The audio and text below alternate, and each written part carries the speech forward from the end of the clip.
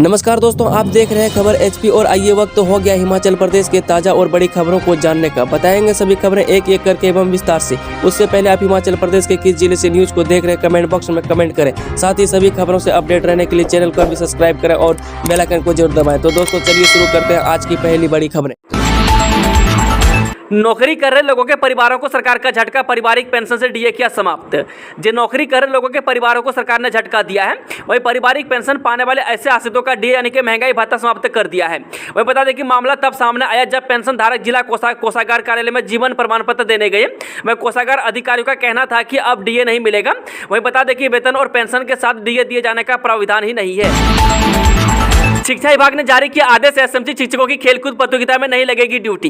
जो विद्यार्थियों की अंडर 14 खेलकूद प्रतियोगिता में अब एसएमसी शिक्षकों की ड्यूटी नहीं लगेगी। वह शिक्षा विभाग ने एसएमसी शिक्षकों को राहत दी है।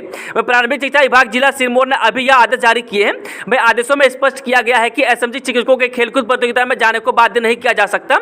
यदि स्कूल के नियमित शिक्षक न हो तो एसएमसी शिक्षक की जाने की इच्छा के बाद ही ड्यूटी लगाई जाए, नहीं तो विभाग ने आदेश दिए है कि इनकी ड्यूटी खेलकूद प्रतियोगिता में न लगाई जाए। पहले प्रिंसिपल फिर टीजीटी प्रमोशन, 600 से ज्यादा पदों पर पदोन्नति के लिए बन रही लिस्ट। राज्य के शिक्षा विभाग में ट्रेंड ग्रेजुएट टीचर यानी कि टीजीटी की प्रमोशन के लिए प्रक्रिया शुरू हो गई है, लेकिन सरकार से निर्देश आए हैं कि पहले स्कूल प्रिंसिपल की प्रमोशन की जाए। इसके लिए शिक्षा सचिव के गोवा दौरे से लौटने का इंतजार करना होगा। वही दरअसल राज्य के स्कूलों में 160 के आसपास प्रिंसिपल प्रमोट होने हैं। यह प्रमोशन लिस्ट पहले शिक्षा सचिव निकालेंगे। इस प्रमोशन के बाद स्कूल लेक्चरर के पदों पर वैकेंसी क्रिएट होगी। इसी वैकेंसी को भी टीजीटी की प्रमोशन से भरा जाएगा। इसलिए उच्च शिक्षा निदेशालय को कहा गया है कि पहले स्कूल प्रिंसिपल प्रमोशन का इंतजार करें। वह टीजीटी में 600 से ज्यादा पदों पर प्रमोशन होगी। इसके लिए आजकल डॉक्यूमेंटेशन का काम चल रहा है। वहीं बता दें कि इसके अलावा उच्च शिक्षा निदेशालय करीब 700 पार्ट टाइम वाटर कैरियर को भी रेगुलर करने जा रहा है। कर्मचारी के लिए पेंशन का लाभ, संवैधानिक अधिकार जाने पूरी खबर। जो हिमाचल प्रदेश हाईकोर्ट ने कर्मचारी की पेंशन के मामले में अहम व्यवस्था दी है। वह अदालत ने कहा है कि किसी कर्मचारी के लिए पेंशन का लाभ एक संवैधानिक अधिकार है। वह न्यायाधीश ज्योत्सना रिवाल दुआ ने कहा है कि पेंशन प्राप्त करने का अधिकार संपत्ति के अधिकार के समान है। वह कानून के अधिकार के बिना किसी व्यक्ति को उसकी पेंशन से वंचित नहीं किया जा सकता। वहीं बता दें कि अदालत ने कर्मचारी पत्नी की मृत्यु के बाद पति को पारिवारिक पेंशन देने के आदेश दिए हैं। एनआईटी हमीरपुर में अनुबंध आधार पर भरे जाएंगे 65 पद। जो राष्ट्रीय प्रौद्योगिकी संस्थान हमीरपुर ने सिविल इंजीनियरिंग, इलेक्ट्रिकल समेत 14 अलग अलग विभागों में खाली चल रहे पदों को स्टॉप गैप परियोजना के तहत अनुबंध पर भरने का निर्णय लिया है। वहीं बता दें कि वर्तमान में संस्थान में संकाय के 65 से अधिक पद खाली चल रहे हैं। वह विद्यार्थियों की पढ़ाई प्रभावित न हो, इसलिए संस्थान की ओर से अस्थायी नियुक्ति की जा रही है। मेडिकल कॉलेजों का कम होगा बोझ, हिमाचल में बनेंगे 68 आदर्श अस्पताल।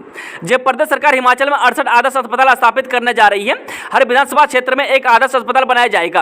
वहीं स्वास्थ्य मंत्री डॉक्टर धनराम शांडिल ने कहा कि साल के अंत तक 34 आदर्श अस्पताल स्थापित किए जाएंगे। वहीं विधानसभा क्षेत्र से एक अस्पताल चयनित किया जाएगा, उसे आदर्श अस्पताल में बदला जाएगा। बीएड का 9 रोस्टर आया, 9 काउंसलिंग शेड्यूल जारी हुआ, 20,000 अभ्यर्थी परेशान।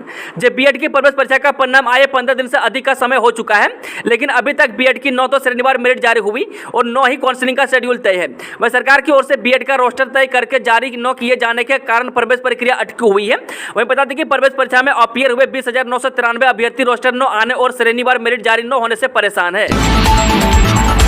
तकनीकी विश्वविद्यालय से अब योग में पीजी भी कर सकेंगे विद्यार्थी, कक्षाएं इसी सत्र से।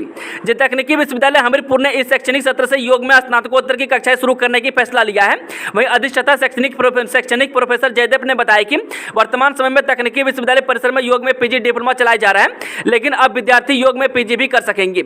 वहीं जो विद्यार्थी बीए के आधार पर डिग्री में प्रवेश लेगा उसे एमए इन योग, जो बीएससी के आधार पर प्रवेश लेगा उसे एमएससी इन योग की डिग्री दी जाएगी।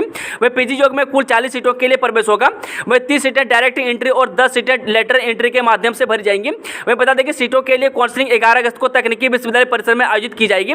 वह अभ्यर्थी विश्वविद्यालय पर काउंसलिंग की डिटेल देख सकते हैं।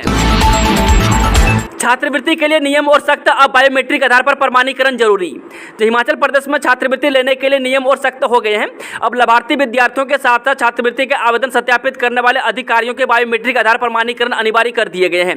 वहीं अल्पसंख्यक मंत्रालय की छात्रवृत्ति योजनाओं के लिए प्रदेश में नई व्यवस्था लागू हुई है। वह 5 अगस्त से बायोमेट्रिक प्रमाणीकरण की प्रक्रिया शुरू होगी। वह बता दें कि ग्राम स्तरीय उद्यमियों की मदद से प्रमाणीकरण किया जाएगा। मुख्यमंत्री सुक्खू को पीएम ने दिया आश्वासन, रिपोर्ट के आधार पर देंगे वित्तीय सहायता। जब प्रधानमंत्री नरेंद्र मोदी ने कहा कि केंद्रीय टीम की रिपोर्ट के आधार पर हिमाचल प्रदेश को वित्तीय सहायता देंगे। वह केंद्र सरकार ने हाल ही में हिमाचल में बारिश, बाढ़ और बादल फटने से हुई क्षति का आकलन करने के लिए टीम भेजी थी। वह प्रधानमंत्री ने राज्य को हर संभव मदद का आश्वासन दिया। वह बता दें कि शुक्रवार को मुख्यमंत्री सुक्खू ने नई दिल्ली में प्रधानमंत्री नरेंद्र मोदी से मुलाकात की। राजस्व सेवाओं में बढ़ेगी स्टाम्प ड्यूटी, खजाना भरने को इंडियन स्टाम्प एक्ट में 2 बदलाव करेगी सरकार। तो हिमाचल सरकार राजस्व सेवाओं के शुल्क में युक्तिकरण के लिए इंडियन स्टाम्प एक्ट 1899 में 2 संशोधन करने जा रही है। वह राज्य मंत्रिमंडल ने पिछली बैठक में राजस्व विभाग को इसकी अनुमति दे दी है। इसके लिए 2 विधेयक विधानसभा में रखे जाएंगे। एक बिल मानसून सत्र में लाया जाएगा, जबकि दूसरा बिल शीतकालीन सत्र में रखा जाएगा। वह इंडियन स्टाम्प एक्ट केंद्रीय कानून है, लेकिन इसे दिए गए एक शेड्यूल में बदलाव करने का अधिकार राज्य सरकार के पास है। वहीं अब करीब 11 साल के बाद वर्तमान सरकार इस शेड्यूल में बदलाव करने जा रही है। इससे राजस्व सेवाओं में लगने वाली स्टाम्प ड्यूटी बढ़ाई जाएगी। इसका अर्थ यह हुआ कि जमीन के रजिस्ट्रेशन और इंतकाल इत्यादि के लिए स्टाम्प ड्यूटी थोड़ी बढ़ जाएगी। वही वर्तमान में महिलाओं के लिए जमीन के रजिस्ट्रेशन पर 4% और पुरुषों के लिए 6% स्टाम्प ड्यूटी है। वही 50 लाख से ज्यादा के भू सौदे के लिए राजस्व सरकार अब 8% फ्लैट स्टाम्प ड्यूटी करने जा रही है। इसका एक मकसद राज्य के राजस्व में भी वृद्धि करना है। वही बता दें कि राजस्व विभाग ने इस बारे में विधानसभा में लाए जाने वाले बिल को लेकर गवर्नर हाउस से डायलॉग शुरू कर दिया है। मोदी सरनेम राहुल गांधी को सबसे बड़ी राहत, सुप्रीम कोर्ट ने मानहानि मामले में सजा पर लगाई रोक। जो उच्चतम न्यायालय ने कांग्रेस नेता राहुल गांधी को मोदी उपनाम आपराधिक मानहानि मामले में 2 वर्षों की सजा पर शुक्रवार को रोक लगा दी है। वह गुजरात उच्च न्यायालय द्वारा राहुल गांधी की सजा पर रोक लगाने की याचिका खारिज किए जाने के बाद निचली अदालत के फैसले को चुनौती देते हुए उन्होंने शीर्ष अदालत का दरवाजा खटखटाया। वह न्यायमूर्ति BR गवई, न्यायमूर्ति PS नरसिम्हा और न्यायमूर्ति PV संजय कुमार की शीर्ष अदालत की पीठ ने संबंधित पक्षों की दलीलें सुनने के बाद अपना फैसला सुनाया। वह पीठ की अध्यक्षता करते हुए न्यायमूर्ति गवई ने कहा कि निचली अदालत ने राहुल गांधी को आपराधिक मानहानि की सजा के तौर पर भारतीय दंड संहिता के तहत निर्धारित अधिकतम 2 सालों की सजा देने के पीछे कोई विशेष वजह नहीं बताई। वह शीर्ष अदालत ने यह भी कहा कि इस मामले में सजा और जुर्माना दोनों के प्रावधान है। नू हिंसा में शामिल रोहिंग्याओं की बस्ती पर चला बुलडोजर, मेवात की पहाड़ियों में छिपे घुसपैठियां। हरियाणा राज्य के मेवात के नू में भड़की हिंसा थमने का नाम नहीं ले रही है। इसी बीच पुलिस भी एक्शन मोड में आ गई है और दंगा फैलाने वाले पर कड़ी कार्रवाई की जा रही है।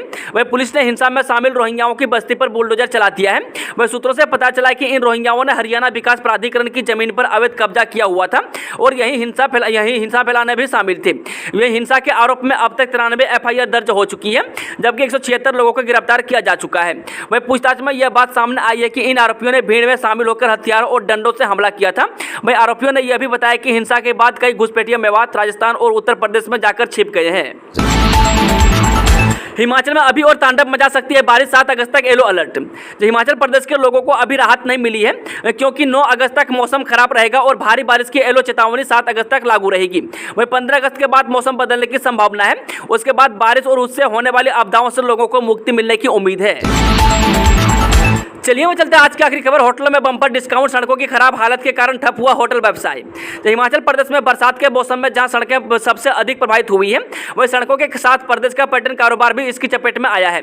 ऐसे में पूरे प्रदेश में सड़कों की बहाली के लिए सरकार के द्वारा कार्य किया जा रहा है। वहीं अब सड़कों की बहाली होते ही प्रदेश का पर्यटन कारोबार भी अब धीरे धीरे पटरी पर लौटने लगा है। वहीं बता दें कि जिला कुल्लू की पर्यटन नगरी मनाली की बात करें तो यहाँ पर भी जुलाई माह में आई बाढ़ के चलते कुल्लू से मनाली तक कई जगह पर सड़क पूरी तरह से क्षतिग्रस्त हुई है।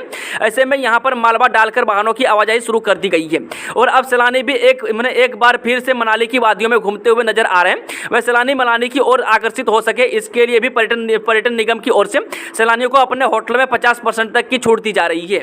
दोस्तों, आज की खबर का सिलसिला समाप्त होता है। अगर जानकारी पसंद आई तो वीडियो को लाइक, शेयर, चैनल को सब्सक्राइब जरूर करें और कमेंट बॉक्स में कमेंट करके बताएं कि आप न्यूज़ को किस जिले और पंचायत से देख रहे हैं। Thank you, all the best, जय हिंद, जय हिमाचल।